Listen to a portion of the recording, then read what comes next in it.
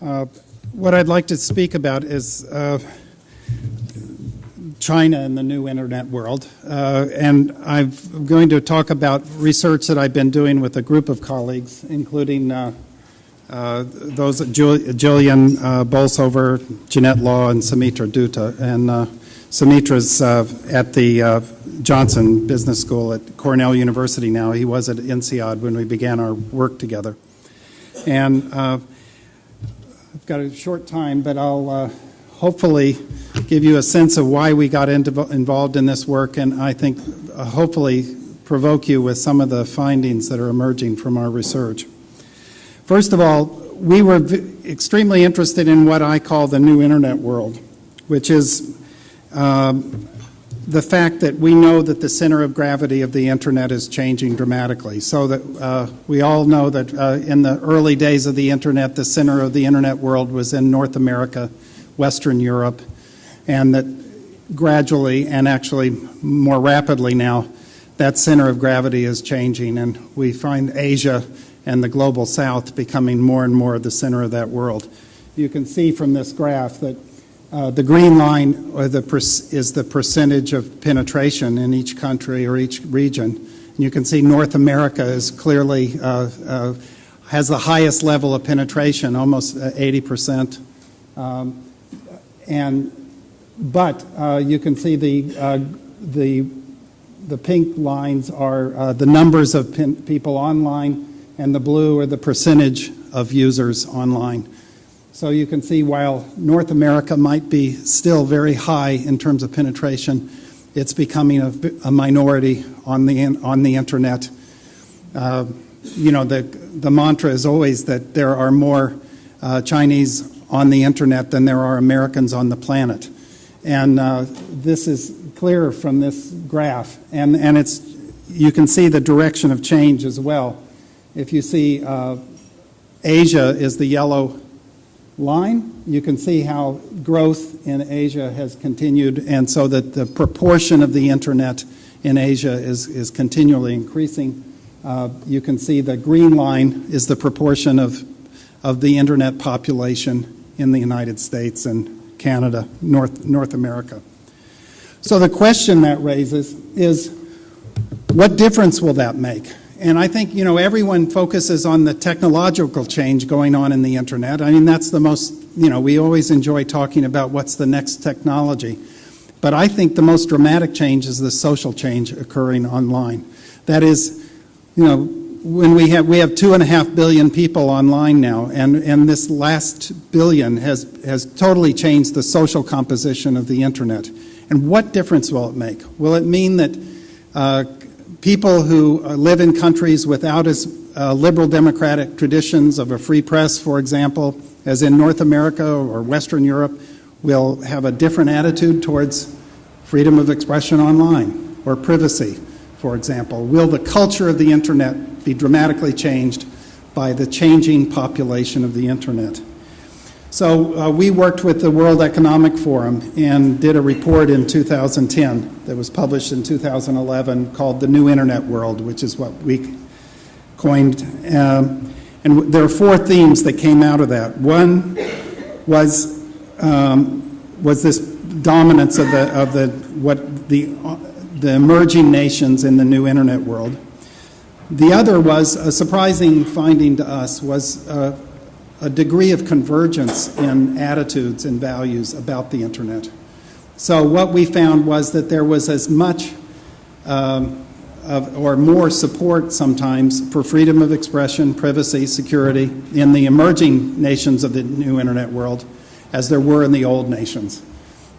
And at times, what the most surprising was that at times users in the emerging nations are actually more concerned and more supportive of freedom of expression than are some of the old internet world nations.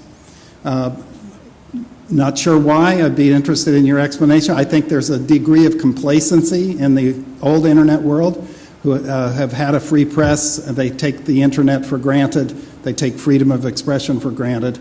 And I think sometimes in the new emerging nations online, freedom of expression online is viewed as really new, really important, and more valued. So that, if anything, there's not a fear that somehow the new internet world will undermine those values. It'll actually reinforce them. And the other thing we found was that users in the new internet world are sometimes more innovative, and I'll show you that in a dramatic way, than users in the old internet world. We're all living in the new internet world, but when I refer to the old internet world, to the early countries that were dominant online in the early years. So coming from that report, we were interested in, well, for example, were our findings robust enough? Will they hold up? And so we did a survey in 2012, and we increased the number of countries we were looking at and increased the number of languages we've got over 11,000 respondents, and we're using 9 different languages, so that we hope that we'll have increased the validity and reliability of the attitudinal surveys we do, although it's an online survey with all the limitations of that. And then we also had, in this presentation, I'll look at where does China sit in the new internet world. Here's our survey. You can see that we have this is the distribution of countries. We have over 11,225 respondents, and these are distributed over 60 countries. And what we also have is, I won't put this on long enough for you to read the entire table, but we have a number of countries where we have over 200 respondents. And anytime I use a country figure, those are for countries where we have over 200 respondents. But then we can combine these respondents by region, by country, worldwide. And some of the statistics I'll read you are worldwide. Because you're talking about emerging markets, we probably define it differently. I'm talking about emerging nations online. And if you look at this graph, you'll see there are a number of types. Now, what I call early leaders are the top line. And the early leaders are countries like the United States and the UK, which were online very early and had a large proportion of their population online in the early years of the internet. And they've continued to diffuse, the internet has continued to diffuse in those countries to about 80% of people online. Like the UK today has about 80% of people online. The green section is what I call accelerated developers, where they actually were slow to get online, but their development has been very fast. Nations like Qatar, and Kuwait, that have really pushed a central government and so forth to move people online. But the emerging nations are those in the second line down, the second from the bottom, which you can see began very low in terms of internet penetration, but they are steadily increasing. What are those countries? China, Brazil, Argentina, for example. So those are what I call the emerging nations, are those nations that conform to that curve. And we looked at the diffusion curves of the internet in all of the 60 countries that we looked at. And that's why when I refer to the emerging nations, that's the group, and I can give you more detail about them later. So I'd like to briefly relate 3 levels of findings to you. One is at the global level, my concern for the emergence of what I call a trust bubble around the internet.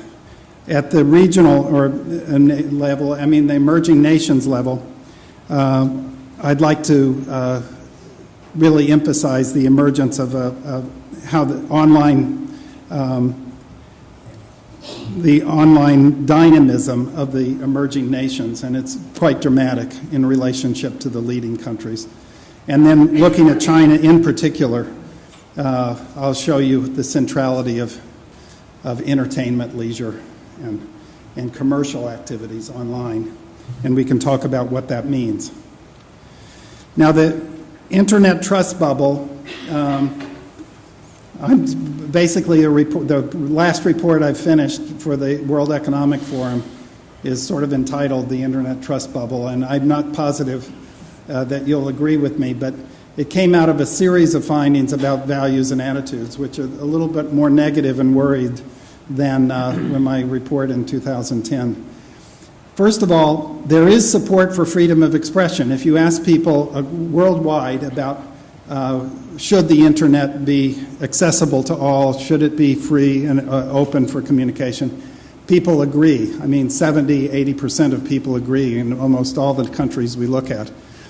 But if you ask people if they fear expressing themselves online, or are they worried about expressing their views online, you find that that's actually much lower. That, in other words, there's a large proportion of people who are hesitant about expressing their views online.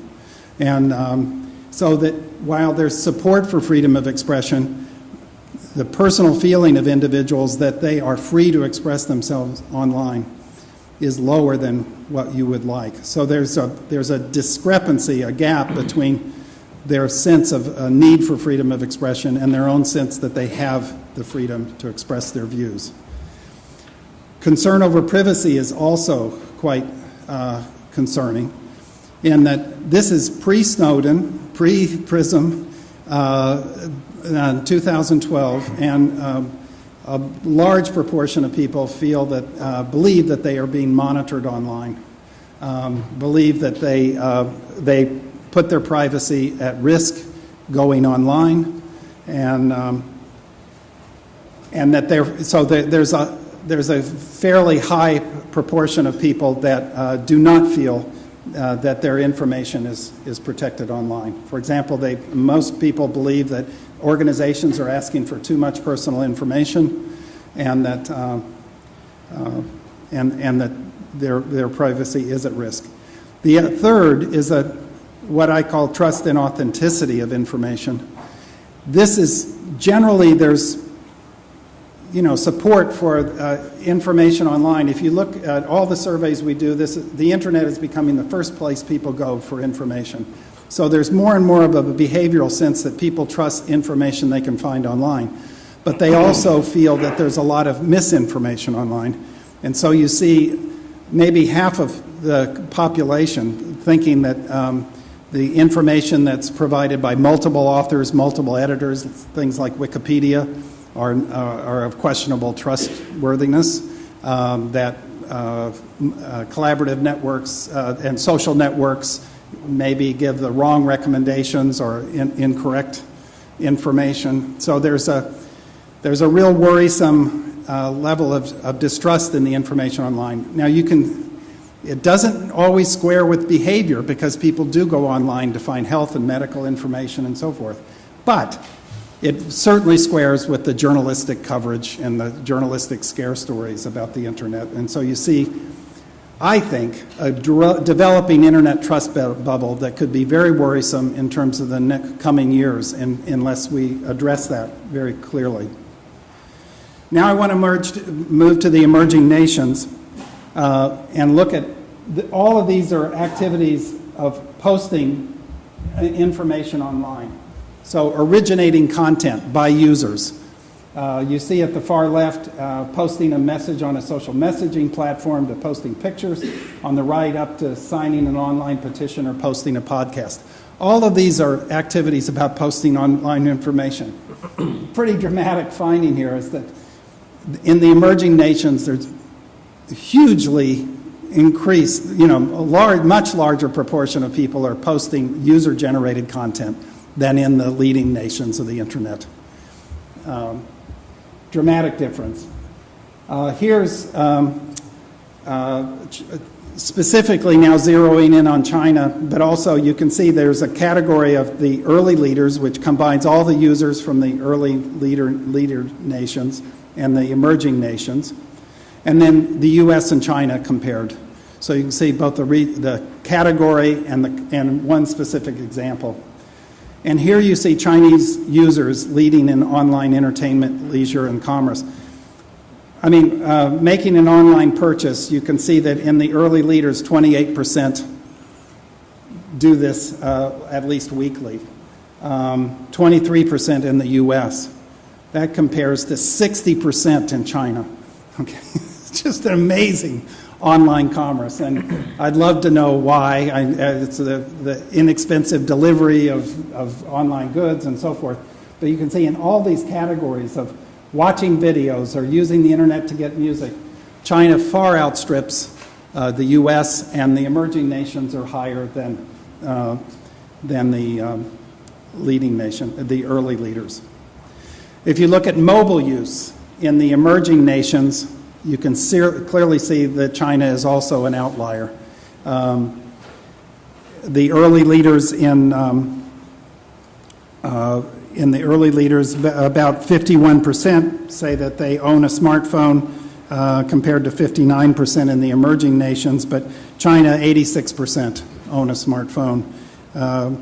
88% say they play games on their phone, 92% listen to music, and 90% browse. This far outstrips, almost double the proportions in the U.S. And finally, maybe perhaps more surprising to a lot of people is, I want to call your attention specifically to the last row, which is the percent who say they post political views online at least monthly. All right? You'd think in the U.S. this would be much more prominent. Well, 26% of people in the U.S. say at least monthly they post some political view online. That compares with 49% in China.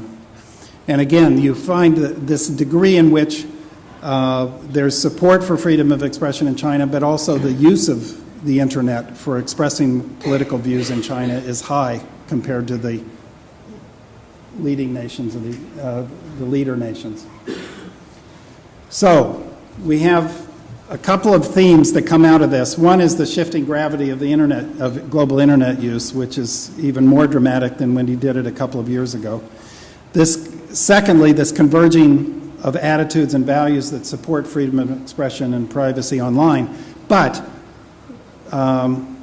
with this caveat that I think that there's a real gap between expressions of support for freedom of expression and the real feeling that people have the ability to express themselves. So there's this trust gap or trust bubble that I think is something we should be worried about. Thirdly, the patterns of internet use are very different in the early, leading, and emerging nations. So whether it's content creation, mobile use, sociability online, political speech, there's not just a shifting center of gravity in the population of the internet world. There's a really shifting center of gravity in the dynamism of user-driven innovation, I would call. And so the user-driven innovation is really becoming prominent in the new internet world and shifting away from some of the early leading nations. And then also, finally, this prominence of commercial entertainment and mobile internet use in China and the emerging nations, it's obviously becoming increasingly central to the economy of China and the emerging nations, which I think is becoming, therefore, more and more essential to protect within these countries. So often the internet was developed in some of the Asian countries as a infrastructure for economic development, and it has become a major infrastructure for economic activity in these countries, and therefore more of a precious infrastructure to protect in the future. I would say there are two questions I would really like to hear answered from our next speaker, but also from you and the audience, which would be, how can we explain this phenomenal activity in the emerging countries? Why is innovative uses or outstripping activity in the North America and the EU? How do we explain this? Are we just anchored in a Web 1.0 world, and the emerging nations have come into the Web 2.0 world? And secondly, does this strong commercial and entertainment use of the internet in China support its potential as a platform for civic activities and political activities, and and the continuing, maybe opening, a greater opening of free expression in China and other nations of the emerging internet world, because it is so central to their economy. Chairman, I hope I haven't taken too much more than my 20 minutes, but okay, thank you.